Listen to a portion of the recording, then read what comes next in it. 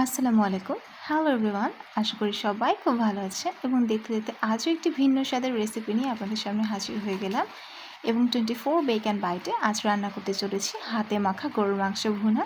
তাই দেরি না করেই চলে যেতে হবে আম্মুর কিচেনে এবং রান্নাটি ভালো লাগলে অবশ্যই লাইক, কমেন্ট, শেয়ার, সাবস্ক্রাইব করতে ভুলবেন না। তো সাথেই থাকুন এবং দেখতে থাকুন কী করে করতে হবে এই হাতে মাখা গরুর মাংস ভুনা চটজলদি অল্প সময় অল্প উপকরণে। এবং চটজলদি অসাধারণ স্বাদের এই গরুর মাংসটি রান্না করে নেবার জন্য প্রথমেই আমরা একটি পাতিলে 1 কেজি পরিমাণ গরুর মাংস, ঠিক তার সাথে টোটাল 1 কাপ পরিমাণ পেঁয়াজ এবং প্রথমে কিন্তু আমরা এখানে 1/4 কাপ পরিমাণ পেঁয়াজ দিয়ে নিব, পুরোটা প্রথমে অ্যাড করে দিব না। এবং ঠিক তার পরপরই 1 চা চামচ হলুদ গুঁড়ো, 1 চা চামচ মরিচ গুঁড়ো, 1 চা চামচ জিরে এবং 1 চা চামচ ধনে গুঁড়ো এখানে দিয়ে নিব। আমরা আজকে এখানে 1 কেজি গরুর মাংসের জন্য আপনাদেরকে মশলার পরিমাণগুলো বলে দিচ্ছি। আপনারা কিন্তু চাইলে কম বেশি করতে পারেন এবং এই পরিমাপগুলোকে ফলো করে আপনি কিন্তু চাইলে 1 থেকে 2, 3, 4, 5 এমনকি 10 কেজি পর্যন্ত আপনার ইচ্ছে মতো রান্না করে ফেলতে পারবেন, কোনো ভয় নেই।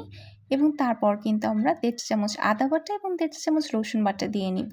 এখানে 1 কেজি মাংসের জন্য কিন্তু 1:1 টোটাল হচ্ছে 3 চা চামচ আদা রসুন পেস্ট অ্যাড করলেই একদম পারফেক্ট হবে।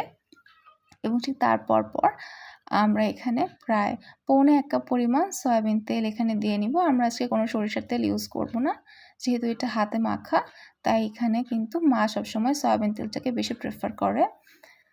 তো যাই হোক, সুন্দর করে হাতে মেখে আমরা এখানে কিন্তু চুলায় বসিয়ে দিব এবং এবার কিন্তু যথারীতি আমাদের গোটা মশলাগুলো অ্যাড করার পালা।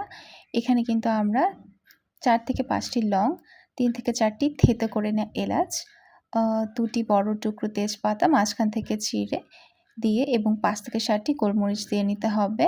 এবং ঠিক তারপর পরে আমরা হচ্ছে এখানে এই দুটো চেরা শুকনো মরিচ দিয়ে নিয়েছি। এটা হচ্ছে রান্নায় একটা এক্সট্রা টেস্ট অ্যাড করে। আপনার ইচ্ছে হলে আপনি দিতে পারেন, না ইচ্ছে হলে কিন্তু দেবার কোনো প্রয়োজন নেই। এবং এখানে কিন্তু আমরা মাঝখানে 2 চামচ পরিমাণ রাঁধুনি যে গরুর মাংসের মশলাটি রয়েছে সেটা কিন্তু দিয়ে নিয়েছি। এটা কিন্তু রান্নায় একটা এক্সট্রা টেস্ট অ্যাড করে। আপনার ইচ্ছে হলে আপনি দিতে পারেন, না ইচ্ছে হলে দেবার কিন্তু কোনো প্রয়োজন নেই। আনফরচুনেটলি এখানে আমরা হচ্ছে মাঝখানের যে ক্লিপগুলো সেটি নিতে পারিনি ইলেকট্রিসিটির কারণে। তো যাই হোক বন্ধুরা, মাংসটাকে কিন্তু মাঝে মাঝে আমরা একটু নেড়েচেড়ে নিব এবং দেখে নিতে হবে যে এটি পুড়ে গেল কিনা।